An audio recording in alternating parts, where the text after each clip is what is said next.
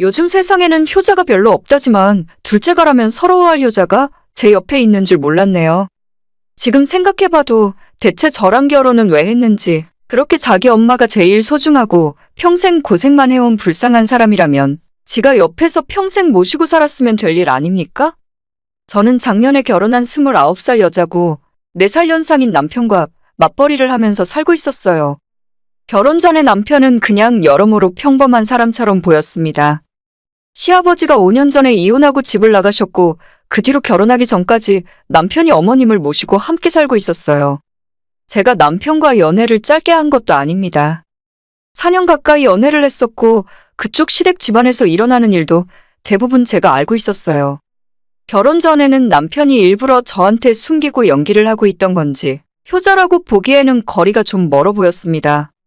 연애 시절 데이트할 때 어머님에게 전화가 오면 굉장히 퉁명스럽게 전화를 받거나 아니면 아예 수신 거부를 할 정도로 별 신경 쓰지 않던 사람이에요. 어버이날에도 어머님 혼자 계실 테니 퇴근하고 일찍 집에 가서 어머님이랑 저녁 먹고 시간 보내라고 하는 제 말에도 이 나이 먹고 엄마 챙기면 마마보이 소리나 듣는다면서 저랑 데이트나 하자며 조르던 사람이 바로 제 남편입니다. 그런 인간이 결혼하자마자 어떻게 180도 바뀌었는지 이해할 수 없어요. 정말 저를 속이기 위해 연애하는 4년 동안 연기를 하고 있던 것이 아니라면 갑자기 제가 모를 천지가 개벽할 만한 사건이 남편에게 일어났었던 거겠죠. 일단 저희가 결혼하고 나서 남편은 시어머니에게 생활비로 최소 100만 원씩은 드려야 한다더라고요. 물론 이 부분도 제가 결혼하기 전에 남편에게 다 체크를 했던 부분이고 그때 했던 말은 시부모님들이 이혼할 때 재산을 분할받은 것도 있고 어머님께서도 이제 곧 일자리를 구해서 직장을 다니실 예정이라며 용돈으로 30만 원 정도만 드리면 될 거라 하더군요. 저도 그 정도는 시모에게 드릴 수 있다고 생각했었고 저희 친정에도 똑같이 30만 원을 드릴 생각이라서 아무 문제 없이 결혼식을 올렸습니다. 하지만 신혼 첫 달에 바로 손바닥 뒤집듯이 말이 바뀌더라고요. 그때 한참 전염병 때문에 말이 많던 시기이기도 해서 지금 시어머니를 밖에서 일을 시킬 수 없다며 당분간만 100만 원씩 생활비 보조를 해드리자고 하는 겁니다. 결혼하고 나서야 처음 알았는데 저희 시어머니는 태어나서 지금까지 단 한 번도 직장 생활하고 돈을 벌어보신 적이 없는 분이었어요. 저는 이 사실을 전혀 몰랐었고 결혼하고 나서야 저희 시어머니가 세상에 둘도 없는 공주과라는 것을 알게 되었습니다. 예전에 이혼하시기 전에는 시아버님이 주신 월급으로 생활하다가 그 뒤로는 저희가 결혼하기 전까지 아들이 벌어오는 돈으로 생활하셨죠. 한평생 집에서 살림하면서 아버님이 벌어오는 돈으로 살림을 하셨는데 가장 큰 문제는 어머님께서 재테크에 대해 아무것도 모르시고 모아둔 돈도 하나도 없다는 점이었습니다. 말 그대로 노후자금 자체에 대한 개념이 없으신 분입니다. 결혼 전에 엄마한테 용돈 정도만 드리면 된다던 남편의 말과는 달리 본인이 나가서 일을 할 생각도 전혀 없고 항상 징징 우는 소리만 하고 있어요. 아버님이랑 이혼하면서 재산 분할 받은 것이 있다고는 했지만 제가 봤을 때는 아예 한 푼도 없거나 아니면 정말 몇 푼 되지도 않는 것 같더라고요. 그게 아니라면 매달 저희가 보내드리는 100만 원에 그렇게까지 목숨 걸 이유까지는 없었거든요. 신혼 초부터 알콩달콩 깨가 쏟아지기는커녕 시어머니 생활비 100만 원 드리는 문제로 남편과 정말이지 미친 듯이 싸웠습니다. 애초에 이럴 생각으로 나를 속인 거냐고 제가 화를 내면 남편은 남편대로 엄마가 일자리를 구하려고 했지만 지금 상황이 밖에 나가 돌아다니면 큰일 날 것 같으니 당분간만 도와드리는 거라 하더라고요. 100만 원이 적은 돈도 아니고 남편 월급 해봐야 300만 원도 안 되는데 결혼하고 나서 제가 생각한 대로 되는 게 하나도 없어서 화가 머리끝까지 치밀어 올랐습니다. 남편이랑 정말 돈 문제로 엄청나게 싸웠는데 그래봐야 시어머니가 나가서 일할 생각이 전혀 없으니 방법이 없더라고요. 결국 저희 부부는 결혼 생활 시작하자마자 남편이랑 제가 통장을 따로 쓰게 되었습니다. 방법은 그거 하나밖에 떠오르지 않았으니까요. 저는 물론이고 친정 부모님도 다 밖에 나가서 일을 하고 있는데 시어머니만 외출하면 안 되는 특별한 이유라도 있답니까? 나가서 돈 벌어서 가족 먹여 살리는 사람들은 다들 어느 정도 위험을 감수하고 사는 거지. 전염병 돈다고 못 나가고 봄에는 미세먼지 꽃가루 심하다고 못 나가고 여름에는 덥고 비 와서 이래저래 핑계만 대며 일을 안 한 지 벌써 1년도 넘었습니다. 아직도 남편은 하나도 정신을 못 차렸어요.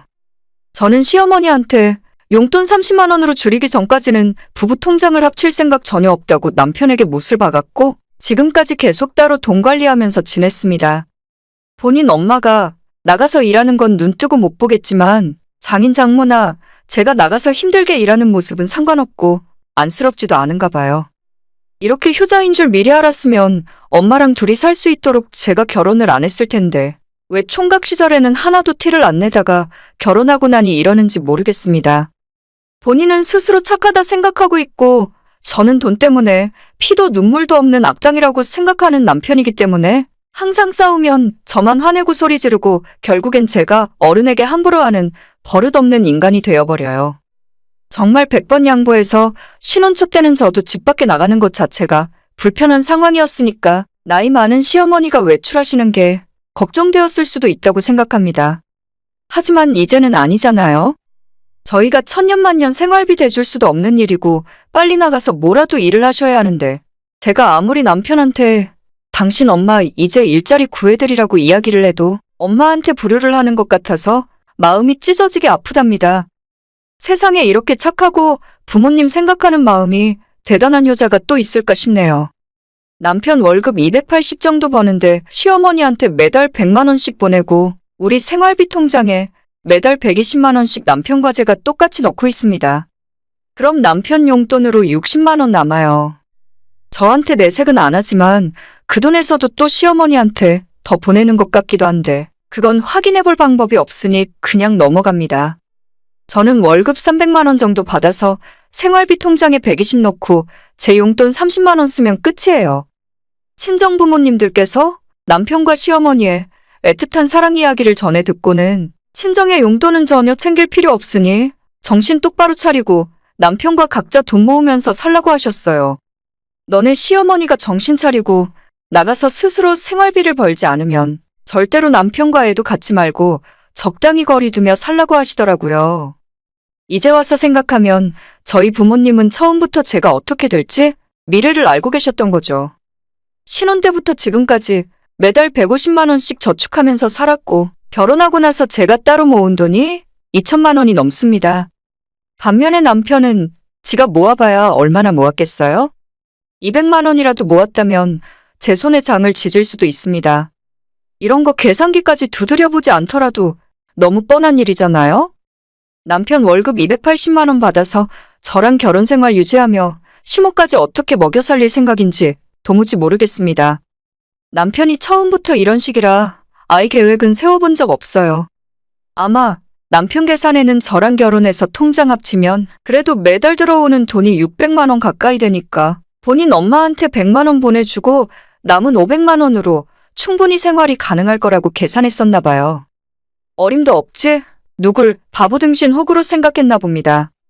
작년 봄에 결혼해서 이제 1년 조금 넘게 지났는데 저는 그동안 남편에게 충분히 기회를 주고 오래 참고 기다려줬다고 생각해요. 이제 나이 50대 중반에 매일마다 집 앞 공원 나가서 운동을 하실 정도로 건강하신 시어머니를 언제까지 먹여 살려야 하는지도 모르겠습니다. 연세가 많으셔서 거동이 불편하시거나 몸이 아프시기라도 하면 남편의 이런 행동을 이해라도 해볼 수 있을 것 같아요. 물론 대놓고 그렇게 모시고 살아야 하는 상황이었다면 애초에 제가 이 결혼을 하지 않았었겠죠. 결국 얼마 전에도 어머님 문제 때문에 남편이랑 대판 싸웠습니다. 내가 참아주는 것도 이번 달이 마지막이라고 이야기했고 당신이 계속 어머님을 먹여 살릴 생각이라면 나랑 이혼하고 둘이 살면서 본격적으로 먹여 살리라고 이야기했어요. 제가 극단적인 상황에서 진지하게 이혼 이야기까지 꺼냈더니 남편도 그때는 조금 놀랐는지 자기가 엄마한테 한번 이야기를 잘 해보겠다며 말이 바뀌더라고요. 그전까지는 아무리 이야기하고 언제까지 당신 엄마를 먹여 살릴 생각이냐고 화를 내고 울고 해봤지만 눈 하나 깜짝하지 않았던 사람이 바로 남편이었죠. 우리 엄마를 하루아침에 길바닥에 내모르라고? 난 그렇게는 못할 것 같아. 차라리 내가 퇴근하고 대리운전을 뛰던지 해서 100만 원씩 더 벌어올게.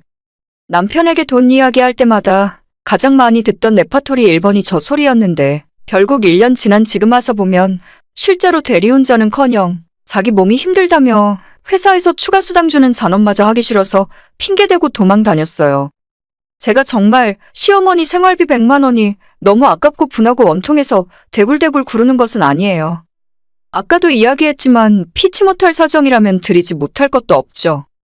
하지만 1년이나 기다려줬는데 그 두 모자가 아무것도 바뀐 것이 없고 발전적인 방향으로 나아가는 것이 단 하나도 없다는 것입니다.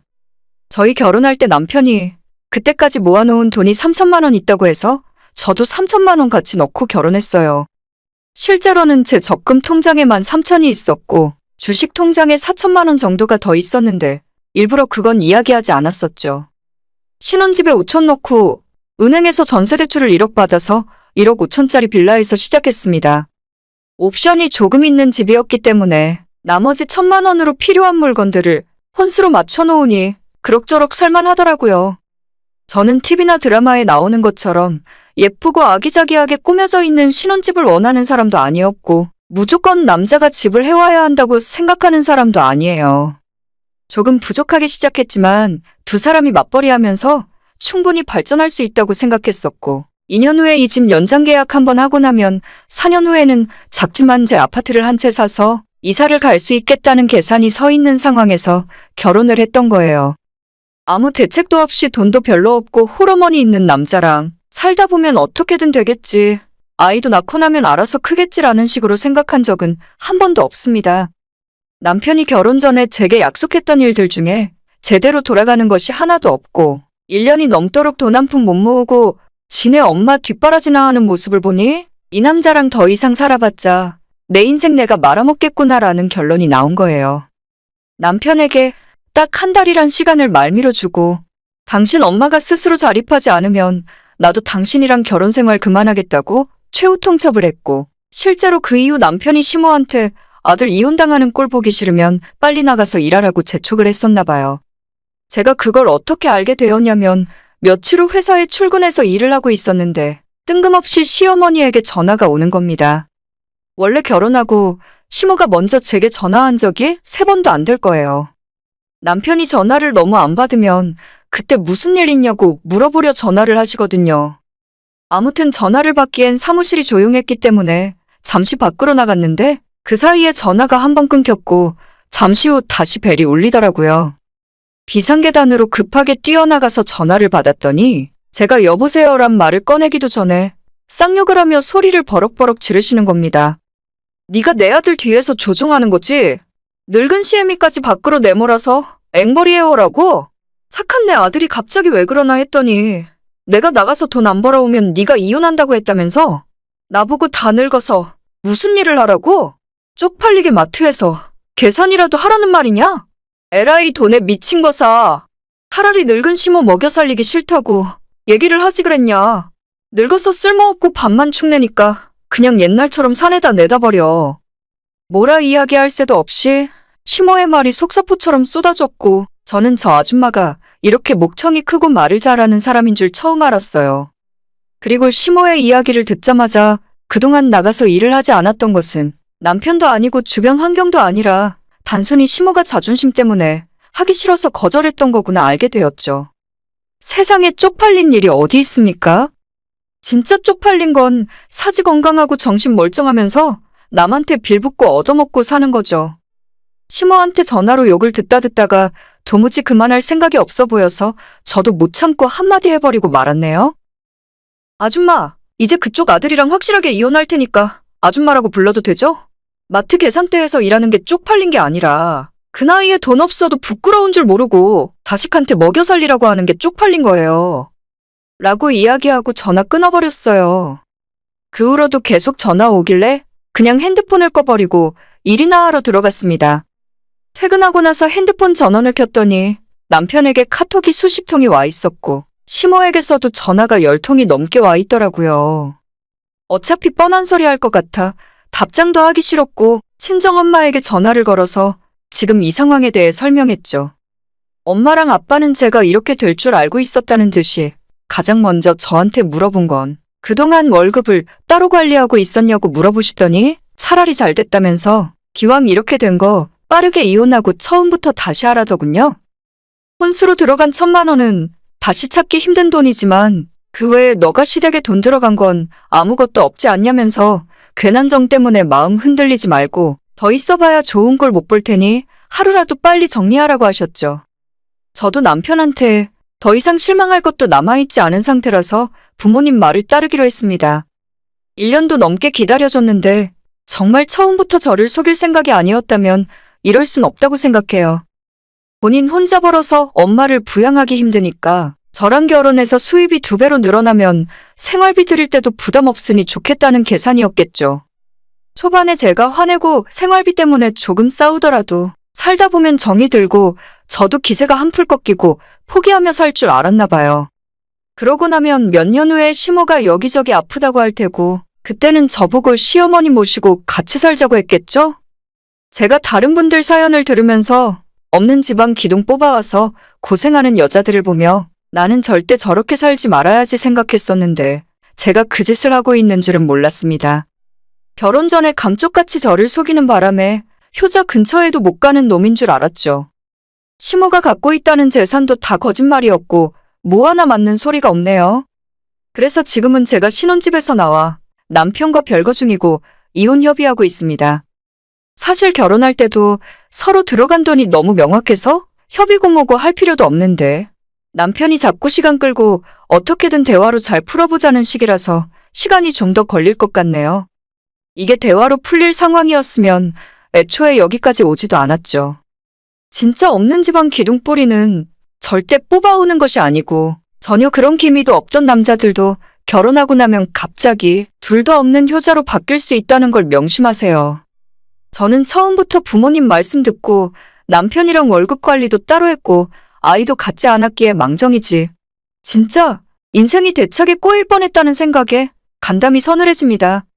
인생을 뒤로 2년만 돌릴 수 있다면 좋겠지만 그러지 못할 테니 앞으로는 이런 실수를 절대 반복하며 살지 말아야겠어요. 오늘의 제 이야기는 여기까지입니다. 끝까지 들어주셔서 정말 감사드려요. 다들 행복하시고 좋은 하루 보내시길 바랍니다.